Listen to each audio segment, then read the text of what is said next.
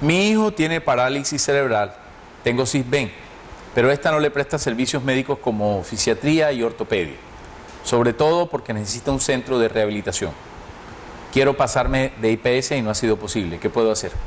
Precisamente debe ser de EPS que menciona pues la televidente, pero de todas formas ese es uno de los obstáculos que han encontrado los padres de las personas con discapacidad. Cuando a menudo nos reunimos con todo este tipo de entidades privadas y con el trabajo que venimos haciendo con el Estado, es el comentario general, la negación, muy a pesar de que está la normatividad, la negación de eso.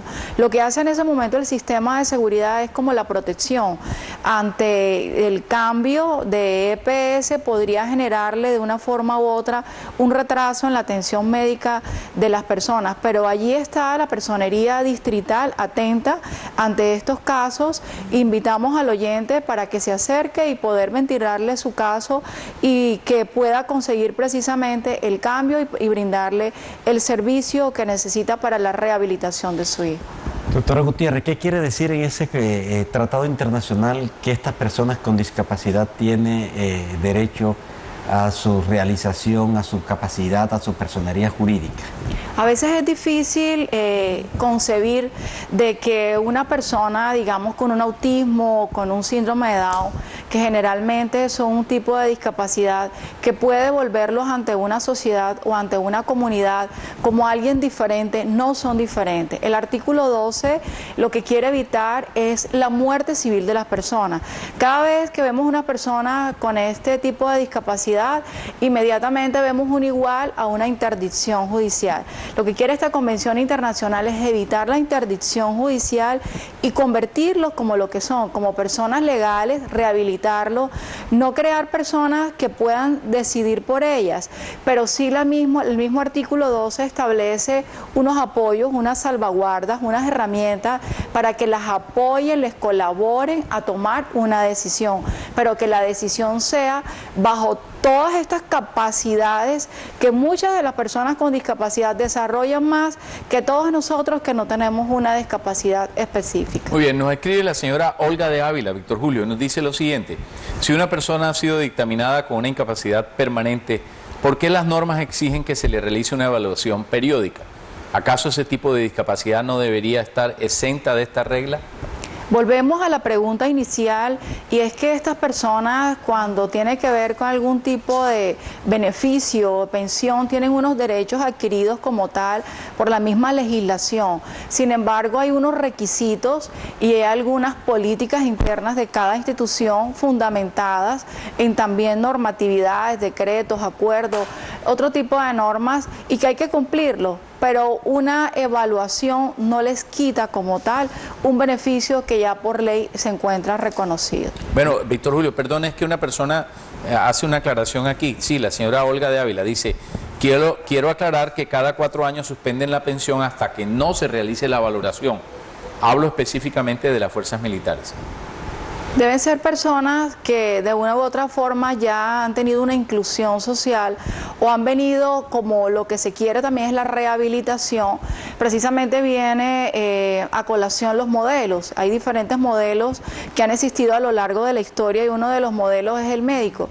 El modelo es el de la rehabilitación, y esas personas cuando se rehabilitan ya pueden tener por sí mismas, adquirir todos sus derechos. No quiere decir que se queden desamparadas por la ley o que pierdan ante algún tipo de situación ya un beneficio que tienen adquirido, pero las evaluaciones y los requisitos son constantes, sobre todo porque son políticas internas fundamentadas en todo este tipo de reglamentaciones, en especial de la fuerza pública. Y solamente como para complementar la respuesta de la doctora Gutiérrez, Humberto, es que a veces la pérdida de la capacidad laboral tiene derecho a la pensión cuando excede el 50%. A veces está un poco más del límite, pero como la rehabilitación que dice la doctora Gutiérrez, puede bajarse un poco, que la persona ya está en edad de reintegrarse al mercado laboral y por eso le suspende la pensión. Doctora Alba, las universidades, ¿cuál ha sido la experiencia que ha tenido con estas personas con alguna discapacidad? Y la integración de ellos con los estudiantes de la misma universidad. Vea, Los estudiantes regulares, ellos son encantados cuando hay una persona con discapacidad porque es un reto. Ahorita le decía a la doctora Rosa, cambia el clima dentro del mismo salón y con las mismas personas. Se vienen y tocan mucha fibra. Al tocar la fibra, las personas se dan a eso.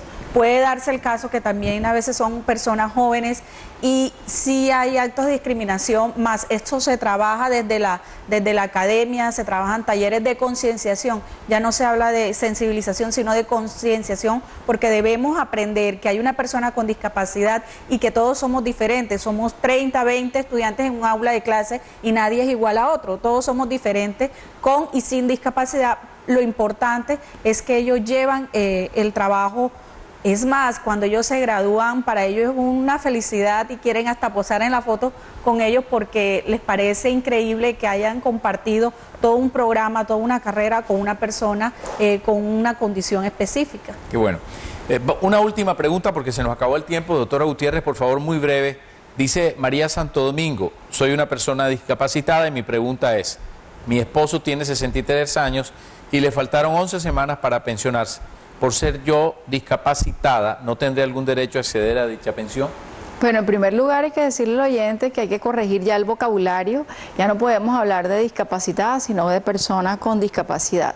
Son situaciones muy particulares que yo considero que la norma es muy clara y que la norma establece cuáles son los requisitos y las condiciones para poder acceder a un tipo de pensión.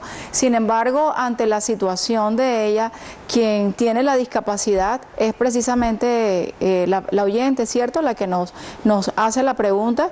En ese caso, habría que mirar específicamente si tiene las condiciones establecidas por ley, porque es que la condición de ser los iguales, y es la parte que no les gusta a algunas personas de toda esta normatividad, es que también deben cumplir con todo lo que legalmente se exige para poder acceder a algún tipo de beneficio. No es por arte de magia que porque ya tenga algún tipo de condición voy a hacerme acreedor a muchos beneficios. No, también los hace iguales y con obligaciones como todas las personas. Muy bien. Personas con discapacidad. Y los derechos que le corresponden. Ok. Importante, pues, en asuntos de término, por supuesto, a nuestros televidentes que nos escriben muchísimo al WhatsApp, muchísimas gracias, de diferentes partes del país. No tenemos tiempo para responder todas sus inquietudes. A ustedes, televidentes, a ustedes, invitadas, muchísimas gracias. A ustedes, televidentes, gracias por estar en sintonía con Consultorio Jurídico.